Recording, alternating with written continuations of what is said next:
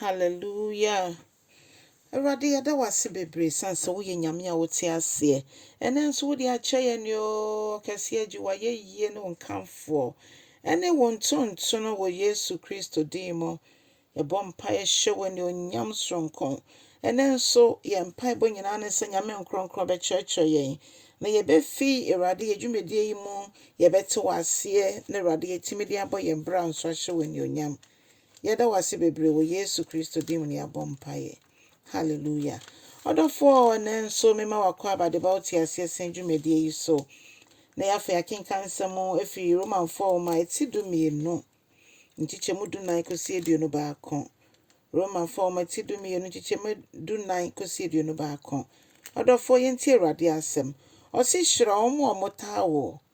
Na enome wɔn bɔ mpaeɛ sɛ Awurade bɛhyira ɔmo.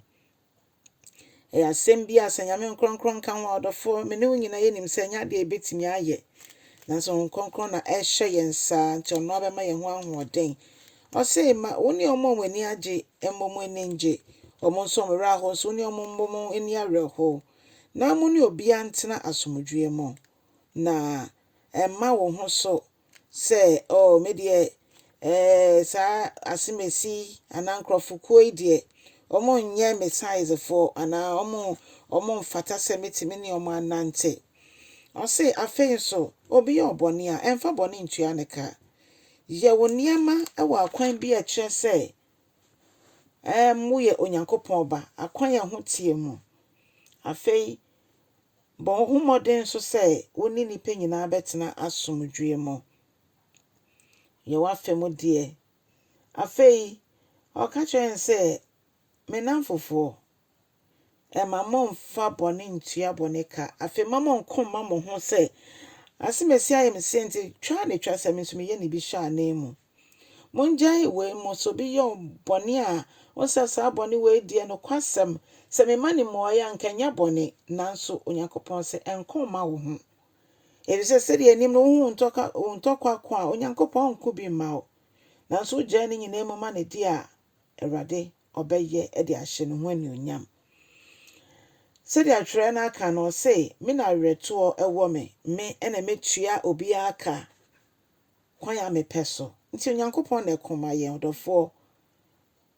enkoma wo ho afifoforo yi mu ma ye nkoma ye ho ye ngja bibie mu ma asafo Awurade o simple se wo tamfo nya waye oboni okomo de no a ma na aduane ni sensu komo de nanso a enkasa otwea sami nso menya da bi osema no nsuo ennom na osese ye yesa na ete se de ye boaboa jesrama no edi egu nipa no na pampemu na enimgu ase ebetu nipa no odofo we kire yen se ye kohonam ko a ye ntimi ni nkonim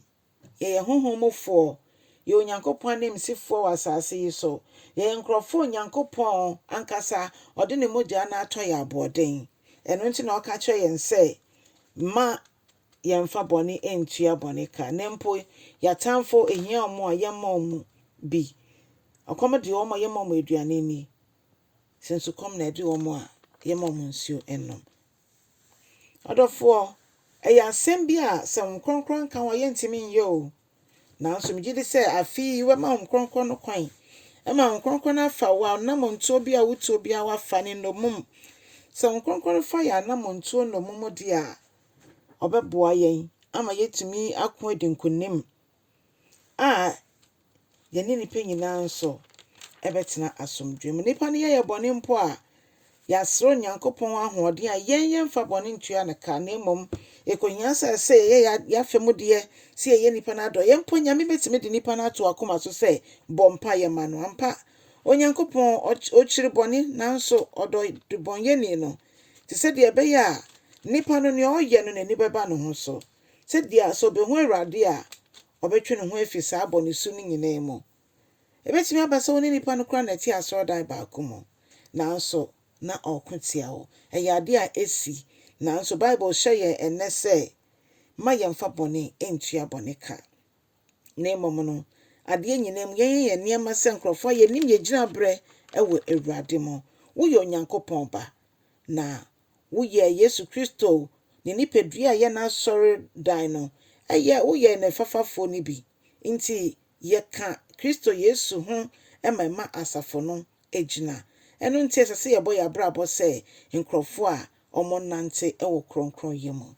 Onyame ho kronkron mmoa yɛn na honhom a ɛyɛ kronkron yi ɛntena yɛ mu